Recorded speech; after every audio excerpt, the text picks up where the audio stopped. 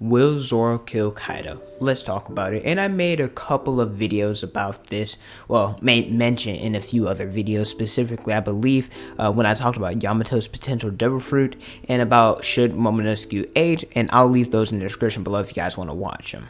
But the three things I want to talk about is Zoro versus Kaido, Zoro versus King, and talk about Ryuma. And I want to mention the white tiger and the dragon. If you guys don't know, basically in Chinese mythology, the white tiger and the dragon are in a never-ending cycle, chasing and fighting each other, where in the end, the white tiger ends up winning. And who does the white tiger represent? Zoro in anime filler, I believe.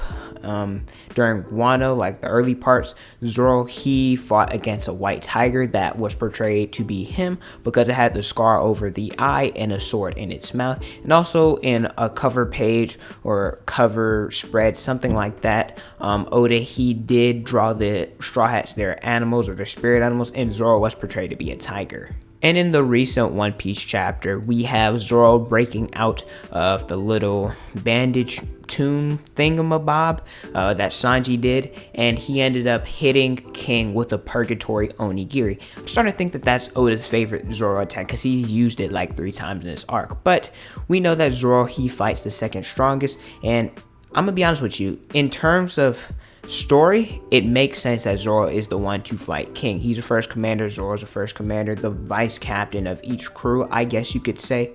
However, in terms of skill and swordsmanship, well, Zoro's just better. Because when you look at Zoro's previous matches, like I said, Zoro always fights the second strongest of the crew. Against Das Bone, Zoro learned how to cut steel. Against Ohm, Zoro perfected the flying slash attack he used at the time of 108-pound caliber Phoenix. Against Kaku, that is when Zoro unlocked Ashura. And against Pika, this is the first time that we saw him going against a full body hockey person. And he has his biggest feat of the series, cutting someone whose palm was the size of a town. And he cut the whole body and sent it upward, which is more impressive because of the momentum, etc. And King, his biggest thing, he's called King the Wildfire. I believe in the recent chapter, Marco talked about King being from a fire conjuring race that used to live above the red line. And so Zoro has no new technique to learn or try to master or try to do in order to beat King. We saw that Zoro could use and cut fire, use flame slice against the fight against Kaido and Big Mom. I believe against Prometheus he did crossing the 6 paths, and against the blast breath he used flame rend in order to stop Kaido. So like I said, Zoro has nothing new he needs to learn. And with the portrayal of people like Ben Beckman, Marco at Marineford, Katakuri on Whole Cake Island, we expected the vice captain or the first commander of the Beast Pirates to be pretty impressive, and I think King has been a letdown. He did body Sanji.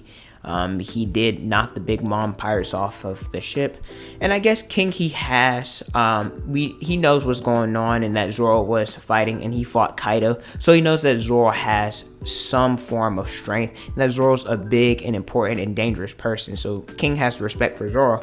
But I feel like King has been pretty disappointing. He hasn't really done anything, and like maybe King has Conqueror's Haki, but like I don't think he should have it. I don't think he deserves to have it, or that he does anything that makes him have the qualities of a king, I guess, except for his name being King, but that is what it is. But I will say, like I said, the only thing that Zoro fighting King does really is it just proves that he's the best swordsman in Wano, I guess you could say. I do want to mention chapter 1022 that Queen is in his hybrid, however King is not, so that's impressive that King hasn't had to go to his hybrid form yet. But I want to talk about the parallels of that. We know Oda loves his parallels, right? We have Hawkins versus Killer.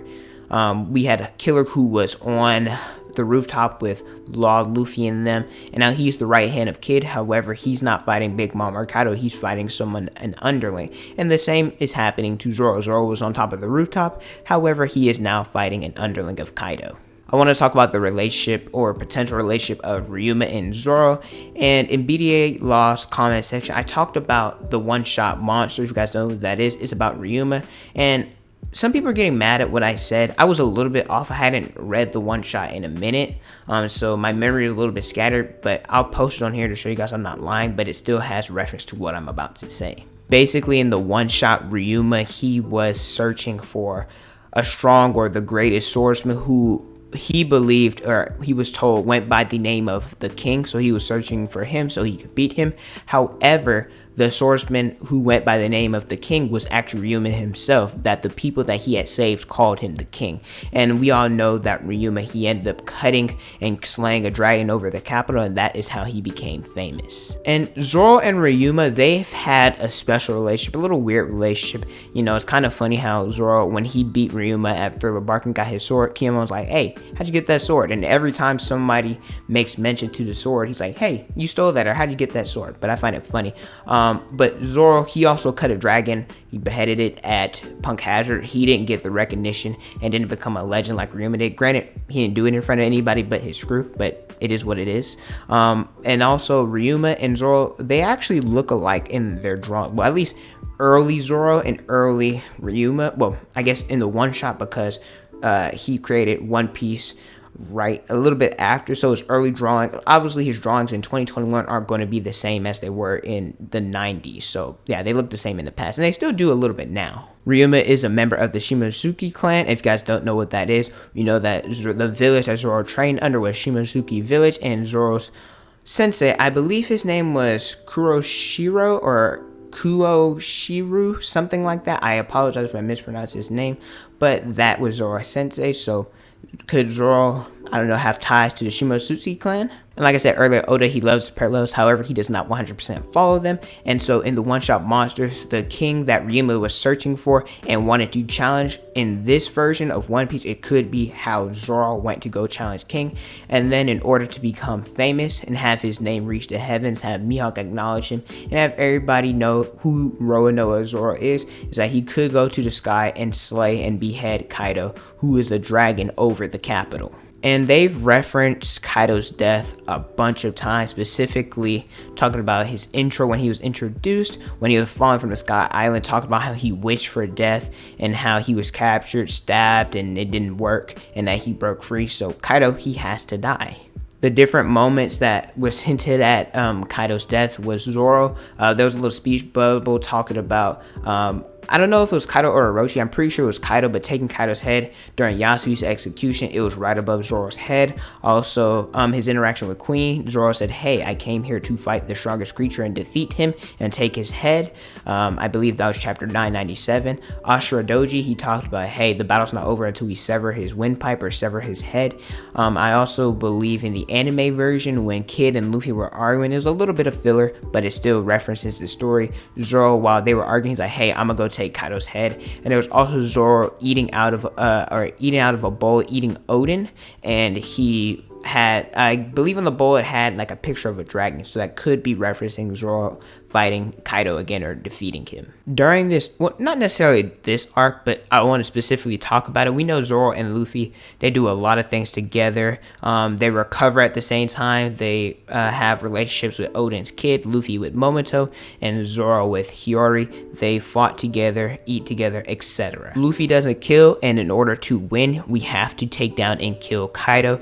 And I want to talk about Conqueror's Haki coded attacks, which was referenced in chapter 1010. It was introduced first by Zoro and then reintroduced again by Luffy and Kaido talking about it. And so I don't think that King has Conqueror's Haki, so it makes sense for Zoro to use or better use of his Conqueror's Haki coded attack against Kaido or Big Mom or someone who also can use it, similar to how Luffy, when he was first learning how to use Future Sight, he was constantly trying to use it against someone when he was using a Hokage Island against Katakuri. And Oda, he has showed Zoro a lot of favoritism in this arc, giving him Conqueror's Haki, even though we already knew it, but showcasing it, how he blocked the conquest of the sea, scarring Kaido, and how he low diff plenty of supernovas. So I wouldn't be surprised if Oda, this is Zoro's arc, so if he gave him a little bit more love, I wouldn't be upset. Now, just to clarify, is this happening? I don't know. We'll have to see later down the line. This is a theory. If it happens, hey, it's cool. If it doesn't happen, hey, it's cool. I'm not going to be upset by it. I know Zoro's my favorite anime character of all time, but right now in Wano, he's done pretty impressive stuff. But anyway, guys and gals, that's going to do it for this video. Let me know what you guys think about it in the comment section below. Thank you guys so much for watching. Don't forget to like, comment, and subscribe. Also hit the notification bell so you guys never miss out on a new video. Follow me on Instagram, Twitter, Snapchat. It's on the screen and then in the description below. Thank you guys so much for watching, and don't forget to unleash your potential.